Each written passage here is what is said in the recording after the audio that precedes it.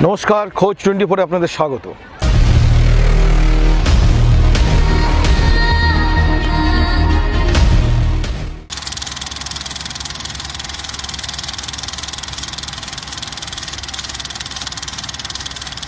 নেতাজি নিয়ে অনেক তথ্য, অনেক অজানা তথ্য আপনাদের সামনে তুলে ধরছি, আমরা আরও তুলে ধরব।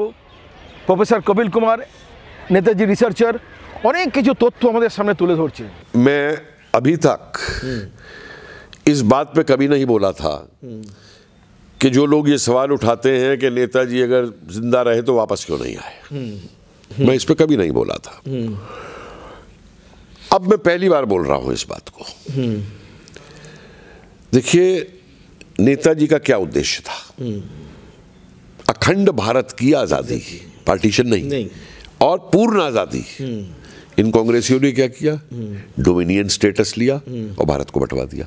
तो नेताजी का सपना तो वहीं टूट गया कि वो जो आईएनए दोबारा बना रहे थे या गठित कर रहे थे, और बहुत ऐसी रिपोर्ट्स मौजूद है, मतलब कोई इंटेलिजेंस रिपोर्ट ये नहीं मान रही है कि उनकी प्लेन क्रैश में डेथ हुई है, चाहे वो फ्रेंच हो, चाहे अमेरिकन हो, चाहे कोई हो। तो नेताजी किससे लड़ने आते वापस?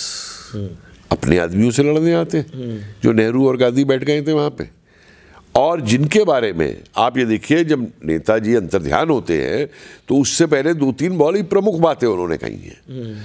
पहली बात उन्होंने ये कही कि वी डिसबैंड टू रीऑर्गेनाइज। दूसरी बात उन्होंने कही कि अगर हम फेल कर जाते हैं, स्ट्रगल मस्ट कंटिन्यू, दिल्ली के कई रास्ते हैं, और हम फेल कर जाते हैं तो आप गांधी को जाके सपोर्ट करो। इसका मतलब पूरे नेशनल मूवमेंट के लिए एग्जैक्टली ठीक है।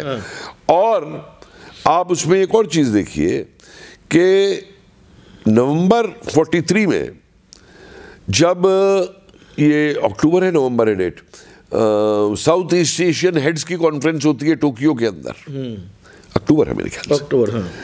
वहां पे जब तोजो, जापान के पीएम, नेताजी को भारतीय सरकार का हेड बना के इंट्रोड्यूस करते हैं, तो नेताजी क्या जवाब देते हैं? वो कहते हैं नहीं, मैं सिर्फ उनका प्रतिनिधि हूं, रिप्रेजेंटेटिव हूं। तो जब भारत आजाद हो जाएगा तो भारत के लोग बनाएंगे, और इसीलिए उन्होंने आरज़ूए आजाद हिंद सरकार रखा, प्रोविंशियल गवर्नमेंट ऑफ इंडिया।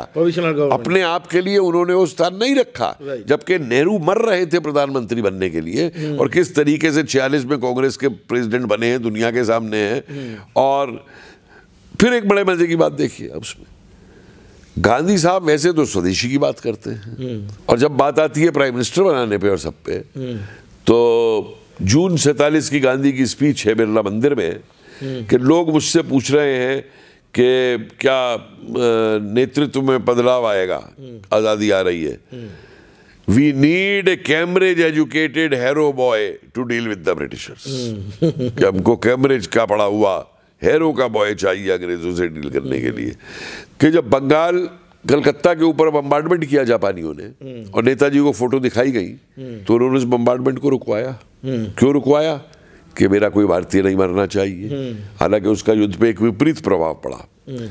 दूसरा, जब बंगाल में अकाल फैलाया चर्चिल ने, मैन मेड, जिसमें लाखों लोगों को बर्बाद दिया उसने, बंगाल, असम, उड़ीसा के अंदर, तो उस समय युद्ध के दौरान बीच में नेताजी कहते हैं कि हमारे पास बहुत सारा चावल पड़ा है बर्मा के अंदर, हमें इजाज़त दी जाए कि हम उस चावल को भारतीयों को भेजे, क्योंकि वो भारतीयों को बढ़ता नहीं देख सकते थे। फिर आप देखिए इसी तरीके से जो आपने बात कही कि उन्होंने रेजिमेंट बनाई नेहरू के नाम पे, गांधी के नाम पे, क्योंकि नेताजी एक अकेले ऐसे व्यक्तित्व हुए हैं जो सबको साथ रख करके, साथ लेकर के चलने की कोशिश कर रहे हैं, जबकि ये लोग जो है उसको दूसरे तरीके से देखते हैं। मुझको एक कोई दस्तावेज दिखा दीजिए जिसमें अंग्रेजों ने ये कहा हो कि हम गांधी की अहिंसा और सत्याग्रह से देश छोड़ के गए हिंदुस्तान। राइट। एक डॉक्यूमेंट दिखा दीजिए, बल्कि एटली तो ऑन रिकॉर्ड है, बोस बोस बोस, और गांधी के लिए लिखता बोला था मिनिमम एक्सपीरियंस। अंग्रेज क्यों गए यहाँ से? देखिए ऑखिन ने जो चीफ कमांडर था उस पर लगातार मिलिट्री इंटेलिजेंस रिपोर्ट्स आ रही हैं, तमाम मोटी मोटी फाइल आर्काइव में पड़ी है, हमारे को इत्यार ने देखा नहीं उसके अंदर जो रिपोर्ट आ रही है उस रिपोर्ट के बेसिस पे वो लिखता है कि 1857 जैसी स्थिति उत्पन्न हो गई है और अगर हमें भारत में रहना है तो हमें भारत को दोबारा जीतना होगा और इसके लिए मुझे 1 लाख यूरोपियन सोल्जर चाहिए होंगे, जिसके बेस पे वेवल लिखता है कि हमें कॉम्प्रोमाइज कर लेना चाहिए और एग्रीमेंट करके, नहीं तो 42 से भी ज्यादा संघर्षरत आंदोलन होगा, हम उसे कंट्रोल नहीं कर पाएंगे। ये जो डर है उस पीरियड के आप रिकॉर्ड देखिए कि सन 45-46 में कैसी भगदौड़ मची है इनके परिवारों के अंदर अंग्रेजों के कि जितनी जल्दी से जल्दी भारत छोड़ जाए, क्या डर लगा था। और यही एक कारण है, आप देखिए कि नेहरू गांधी ये ऑखिले को यहाँ क्यों रखना चाहते हैं चीफ कमांडर, ये नेवी और एयरफोर्स का भी अंग्रेज क्यों चाहते हैं चीफ कमांडर, और इसी यही नहीं अंग्रेजी अफसरों को भी क्यों चाहते हैं कि वो हिंदी सेना में मौजूद रहें। इस चीज को आप जोड़िए कि इन्होंने कहा कि हम आईएनए को वापस नहीं लेंगे भारत की सेना के अंदर, नेहरू अड़ गए थे जिसके ऊपर वेवल और इनके कहने के ऊपर कि अगर कहीं बोस वापस आते हैं आईएनए के थ्रू तो इन पे वो ब्रिटिश अफसर होने चाहिए नेताजी से लड़ने के लिए।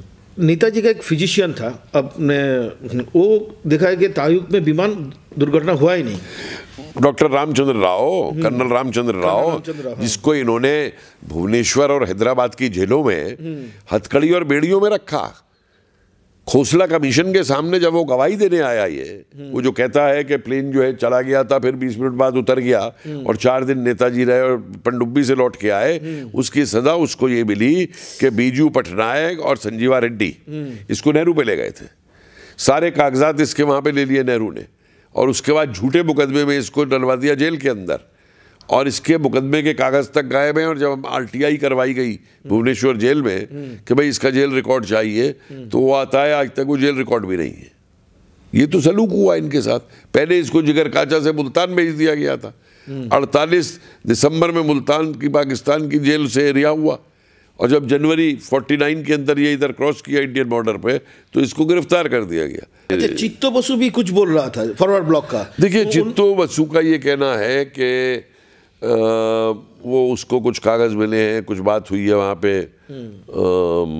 इसमें उनका डेलीगेशन जब मॉस्को गया था उसने कहा था कि मैं आके वहाँ पे कलकत्ता के अंदर जो है वो रिवील करूँगा कि क्या मेरे को डॉक्यूमेंटेशन मिले या वो है, लेकिन रास्ते में आते चित्तो बसु की मौत हो गई। कहा जाता है कि हार्ट अटैक से ट्रेन में आते हुए, अब कितना हार्ट अटैक था कौन जाने, लेकिन ये हुआ चित्ता बसु के साथ में उस समय। और यही नहीं, इंस्पेक्टर सान्याल, गौरी सन्याल नाम है क्या, गोला गौरी सन्याल, जिसने ये कहा कि वो प्रिजनर ऑफ वॉर्स का जापानियों का गार्ड था वहाँ पे सिंगापुर में, तो वहाँ जापानियों ने उसे बताया कि ये हवाई जहाज वाली कहानी तो बेकार है, क्योंकि वो तो सबमरीन से गए थे और हम मौजूद थे वहाँ पे जब वो सबमरीन से गए हैं। तो समर गुहा ने उस पर सवाल पूछा पार्लियामेंट में, इन्होंने कहा हाँ ये तो सही है कि एक गार्ड था वहाँ पे, लेकिन हम इसकी कहानी मान नहीं सकते क्योंकि शाहनवाज कमीशन के सामने क्यों नहीं आया। और उसके 10-12 दिन बाद जो है वो इंस्पेक्टर सन्याल की हत्या हो जाती है, उसका सिर कटा हुआ उसके घर के बाहर रखा जाता है और ये लिया जाता है कि ये तो जी नक्सलाइट्स ने काम कर दिया। तो बहुत सारी तारों को यहाँ पे जोड़ करके साथ रख के देखना होगा इस चीज़ को लेकर के। और जो मैंने आपको बताया कि नेताजी अपने लोगों से नहीं लड़ सकते थे, और जब उनका जो पूरा एक उद्देश्य था वो इन्होंने पूर्ण स्वतंत्रता की जगह डोमिनियन स्टेटस लेके खत्म करा दिया, देश का विभाजन करा दिया पूरा का पूरा। तो किससे आके लड़ते नेताजी? हम लोग भी सुना है, बहुत सारी किताब में पढ़ा है, जवाहरलाल नेहरू उसका भाई को भी बोल रहे हैं सुभाष चंद्र बोस का डेथ का एकदम डायरेक्ट प्रूफ मेरे पास नहीं है। ये प्राइम मिनिस्टर जवाहरलाल नेहरू ने बोला था। इसके बारे में आप थोड़ा बताइए। देखिए ऐसा है कि आप इसको मैं इसको आपके क्वेश्चन को थोड़ा एक्सपेंड करता हूँ, और ये क्योंकि आपको पता है कि अभी कलकत्ता हाई कोर्ट में एक केस लगाया गया, PI लगाई गई है, जो सुभाष बोस के परिवार में अलग अलग फैक्शन बटे हुए हैं। एक कम्युनिस्ट पार्टी का फैक्शन है, कांग्रेस पार्टी का फैक्शन है। तो ये कांग्रेस और कम्युनिस्ट पार्टी के फैक्शन से मिलकर के कोर्ट में केस लगाया। तो वहाँ पे वो कोर्ट को ये झूठी सच गलत गलत बातें बता करके अपने फेवर में जजमेंट लेना चाहते हैं। नेताजी की जब डेथ हुई है, जो कहा जाता है प्लेन क्रैश में, उसकी इन्वेस्टिगेशन स्टार्ट की थी अमेरिकन आर्मी ने, US आर्मी ने। तो अमेरिकन आर्मी से ब्रिटिश इंटेलिजेंस ने पहले अपने उन्होंने इन्वेस्टिगेशन करी है, तो उसकी रिपोर्टें अवेलेबल है। तो उनको डाउट हुआ कि ये कहानी ठीक नहीं है, तो उन्होंने अमेरिकन से पूछा कि ये आपको पता है, और जहाँ प्लेन क्रैश हुआ था आप ही वहाँ पहुँचे थे, आप ही ने उस प्लेन क्रैश के जो मेन गवाह हबीबुर रहमान को पहले इंटरोगेट किया है, इन्हीं के हवाले था। अमेरिकन ने उसको अरेस्ट किया था, बाद में उसको हैंडओवर किया गया हमारे यहाँ पे। आपका व्यू क्या है? तो अमेरिकन स्टेट डिपार्टमेंट से लेटर आता है जो अवेलेबल है डिक्लासिफाइड, कि कोई डायरेक्ट एविडेंस सुभाष बोस की डेथ का नहीं है। ये बात है जून 1946 की, सुभाष बोस के मरने के ऑलमोस्ट 1 साल के बाद। तो ये एक बन जाता है आपका रीज़न नंबर 1 कि नेताजी की डेथ प्लेन क्रैश में नहीं हुई, क्योंकि अमेरिकन खुद बोल रहे हैं कि डायरेक्ट एविडेंस नहीं है। दूसरा ये कि अपना 1962 के आसपास में आते आते पंडित जी पार्लियामेंट में बोलते हैं कि नेताजी की डेथ होगी प्लेन क्रैश में। तो नेताजी के उनके जो उस टाइम बड़े भाई जो जीवित थे, सुरेश चंद्र बोस, उन्होंने उनको कन्फर्म किया कि मेरे भाई के मरने का मुझे डायरेक्ट और प्रिसाइज प्रूफ दीजिए। तो पंडित जी के हाथ का लिखा हुआ लेटर है जहाँ वो ये बोल रहे हैं कि कोई डायरेक्ट और प्रिसाइज प्रूफ नहीं है।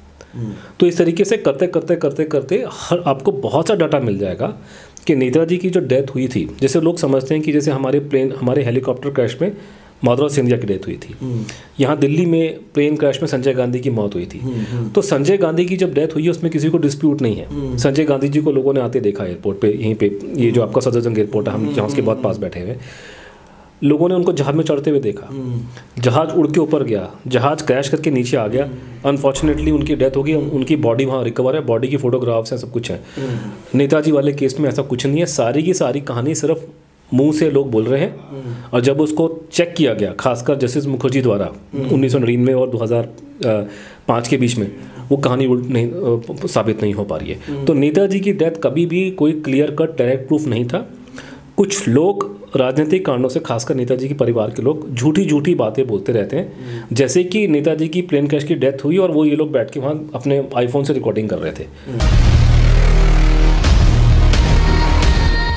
अच्छा कपिल जी, हमको एक बात बताइए, अभी जो चल रहा है गुमनामी बाबा ही नेताजी था, ये बहुत सारा इंसिडेंट, बहुत सारा एविडेंस सामने में आ रहा है, ये सही में नेताजी था 85 तक? देखिए ऐसा है, मैं सोशल मीडिया की रेटोरिक पे नहीं जाना चाहता। राइट। इतिहासकार हूँ। राइट। और मैंने भी अवलोकन किया, अनुज धर की किताब भी पढ़ी मैंने, चंद्रचूड़ वाली, कोडनरम, और किताबें भी देखी। फिर ये जो परिवार के लोग सोशल मीडिया पे चिखते चिल्लाते हैं, वो भी देखा। इस बारे में मेरे 3-4 महत्वपूर्ण प्रश्न हैं एक इतिहासकार होने के नाते, एकदम करेक्ट, जिनके जवाब बहुत ज़रूरी हैं। पहला सवाल ये उठता है कि जस्टिस साहे, कोर्ट ने कहा था कि एक कमेटी बनाई जाए। सरकार ने यूपी की केवल एक जस्टिस साहे अकेले की कमेटी क्यों बनाई? किसी इतिहासकार कोई और को उस कमेटी में क्यों नहीं रखा? दूसरी बात उसमें यह है कि जस्टिस साहे ने CID की रिपोर्ट्स क्यों नहीं मंगवाई, IB की रिपोर्ट्स क्यों नहीं मंगवाई? क्योंकि जस्टिस साहे का तो मैंडेट ये था कि उसे बताना है कि व्यक्ति कौन है, आइडेंटिफाई करना है। राइट। खाली ये कहने से कि नेताजी का कोई दोस्त रहा होगा, बात सामने नहीं बनती। ठीक है। अब उसके बाद आप आइए इस बात पे कि जो DNA टेस्ट कराया गया गुमनामी बाबा का, उसका वो जो इलेक्ट्रोफेरोग्राम है, वो दिखाने में सरकार को क्या दिक्कत है?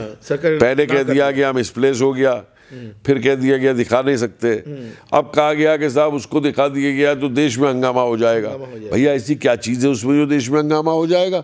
अगर वो व्यक्ति सुभाष चंद्र बोस नहीं है तो उसका इलेक्ट्रोफेरोग्राम दिखाने में तुम्हें क्या जरूरत, क्या दिक्कत है, क्या हंगामा हो जाएगा? तो ये बेकार की बात है पूरी की पूरी।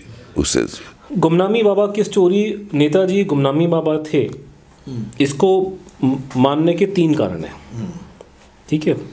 पहला कारण है आई विटनेस अकाउंट्स। आप खुद लीगल उसमें आपने कोर्ट कचहरी बहुत कवर किए हैं एज ए जर्नलिस्ट, आपको पता होगा कि क्रेडिबल आई विटनेस अकाउंट की क्या इंपॉर्टेंस होती है कोर्ट ऑफ लॉ में। सारे मर्डर के केस, खून वाले केस सेटल होते हैं आई विटनेस अकाउंट के बेस पे। अगर मैं कोर्ट में गया और मैंने किसी को बोला कि मैंने इस आदमी को गोली चलाते देखा था, उस आदमी को फांसी हो जाएगी, और फांसी से बड़ी सज़ा कोई दुनिया में नहीं होती नहीं है। तो आई विटनेस अकाउंट, क्रेडिबल आई विटनेस अकाउंट जो होता है उसकी इंपॉर्टेंस होती है। तो पहली चीज़ कि जिस गुमनामी बाबा को जिन जिन लोगों ने देखा था, चाहे वो यूपी के रहने वाले लोग हों या बंगाल के, और उसमें से बंगाल में वो लोग जिनका संबंध नेताजी के साथ में था, उसका क्रेडिबल आई विटनेस अकाउंट निकल के आ रहा है कि नेताजी थे। ये पहला बंच एविडेंस का निकल के वहाँ से जो आता है। दूसरा ये कि जो उनके आपस में लेटर्स एक्सचेंज हुए, करस्पॉन्डेंस हुए, वो आई विटनेस अकाउंट को सपोर्ट कर रहा है। कि अगर आप गुमनामी बाबा के लेटर्स को देखेंगे जो उन्होंने प्राइवेटली लिखे थे इन लोगों को, वो नेताजी समझ के लिख रहे हैं उनको, और जो उनको ये लिख रहे हैं वो उनको नेताजी मान के कर रहे हैं। तो आई विटनेस अकाउंट मैच किया है और ये अकाउंट मैच किया। प्रॉब्लम आती है कि वहाँ से 2 चीज़ें हुई थी। जब ये जस्टिस मुखर्जी फैज़ाबाद में गए थे, वहाँ पे ट्रेजरी में, वहाँ पे सामान उनका निकाला, वहाँ से जो सामान वहाँ पे सील पड़ा हुआ था 1985 के बाद में, क्योंकि नेताजी की फैमिली ने ही केस ठोक दिया था उसके ऊपर। तो वहाँ पे उन्होंने 2 चीज़ें उठाई मोटी मोटी। मैं खुद वहाँ मौजूद था। तो एक तो डिब्बी में 7-8 दांत निकले थे। तो ये इंप्रेशन था कि दांत उन्हीं के होंगे, तो वो डीएनए के लिए उनको ले जाया जाए। जस्टिस मुखर्जी कोशिश करते कि उनके स्मोकिंग पाइप वगैरह को उठा लें कि शायद स्मोकिंग पाइप में, वो सलाइवा में शायद कुछ डीएनए मिल जाए, लेकिन दांत तो बिल्कुल बायोलॉजिकल सैंपल तो वो उठा लिया। उसके अलावा वहाँ पे उन्होंने उनके हैंडराइटिंग सैंपल इंग्लिश में, हिंदी में, बांग्ला में पढ़े थे वहाँ पे गुमनामी बाबा के। संस्कृत में भी थे। अब नेताजी तो हिंदी लिखते थे नहीं, गुमनामी बाबा की हिंदी बहुत ख़राब थी। मैं हिंदी का स्पीकर हूँ, मैं आपको बोल सकता हूँ कि गुमनामी बाबा हिंदी नहीं जानते थे, उनकी हिंदी में बहुत गलतियाँ आती थी। हिंदी में बांग्ला के वर्ड्स आ रहे हैं तो वो बंगाली थे, उसमें कोई डिस्प्यूट नहीं है। तो मुखर्जी साहब ने, जस्टिस मुखर्जी ने वहाँ पे इंग्लिश के और बांग्ला के हैंडराइटिंग सैंपल उठाए। अब वो टेस्ट करने के लिए आगे दिया गया। तो वहाँ पे उस टाइम पे मैं वहाँ पे मौजूद था और मैंने भी कुछ सामान उठाया। हाँ, अब किसी और सोर्सेज से, वो तो सारा कोर्ट का था तो वहाँ मैं नहीं हाथ लगा सकता, लेकिन मैंने प्राइवेट सोर्सेज से, मैंने एक अशोक टंडन जी थे, बहुत जाने माने पत्रकार जिन्होंने ये पूरा केस खोला था, टंडन जी ने मेरे को कुछ उनके हैंडराइटिंग सैंपल दिए बहुत सारे। तो मैं इन्वेस्टिगेशन करता एज ए पत्रकार आपकी तरह। तो मैंने फिर वहाँ जाके लोगों से पता लगाया, तो लोगों ने मुझे बताया कि बीलाल कपूर नाम के भारत के सबसे जाने माने एक्सपर्ट हैंडराइटिंग के, और वो कपूर साहब जो हैं, अभी बीलाल जी अब तो रिटायर हो गए, लेकिन अभी भी उनके पास बहुत सारे केसेस आते हैं। और ये गवर्नमेंट के अंदर पहले GEQD, government examiner of custom documents, उनके बॉस थे शिमला में, जो होम मिनिस्ट्री की जो लैब है उसके अंदर वो, और उसके बाद में वो एडिशनल डायरेक्टर के टाइप पर रिटायर हुए यहाँ पे और जगह पे। तो मैं कपूर साहब के पास में गया और कपूर साहब को मैंने हिंदुस्तान टाइम्स के बिहाफ पे उनकी हैंडराइटिंग को चेक करने को बोला। तो कपूर साहब ने रिपोर्ट दी पॉजिटिव की हैंडराइटिंग मैच कर रही है, सुभाष बोस की है। उसके बाद में जस्टिस मुखर्जी ने भी इनको हायर कर लिया, लेकिन उनको जस्टिस मुखर्जी ने ओरिजिनल सैंपल दिखाया जो उन्होंने वहाँ से पिकअप किए थे। मेरा सोर्स कुछ और था, उनको सोर्स कुछ और था। मेरा सोर्स, मैं तो प्राइवेट हूँ, मैं तो हिंदुस्तान टाइम्स के बिहाफ पे कर रहा हूँ।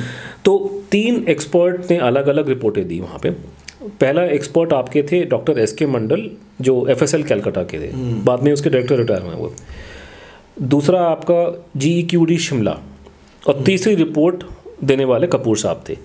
देखिए, जब कोई हैंडराइटिंग एक्सपर्ट रिपोर्ट देता है, खासकर तब जब कोई केस बहुत हिस्टोरिकली बहुत इंपॉर्टेंट होता है, तो मैं उम्मीद करूंगा कि वो एक्सपर्ट कुछ रीजनिंग देगा कि क्यों हैंडराइटिंग मैच कर रही है, नहीं मैच कर रही है। मंडल साहब की रिपोर्ट 2 पन्ने की घटिया रिपोर्ट, जिसमें कुछ नहीं लिखा हुआ, बस सीधा लिख दिया कि हैंडराइटिंग मैच नहीं करती है।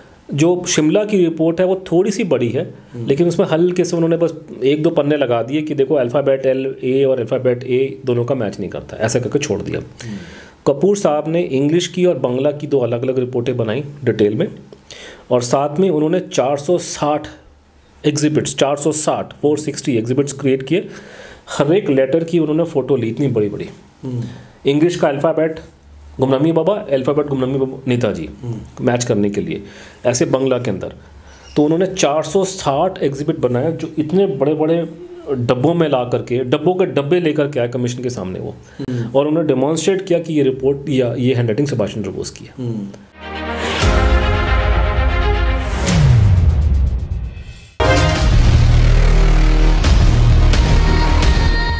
আজকে এই পর্যন্তই, আবার দেখা হবে নেতাজির এপিসোড নেই, আবার আমরা আসবো।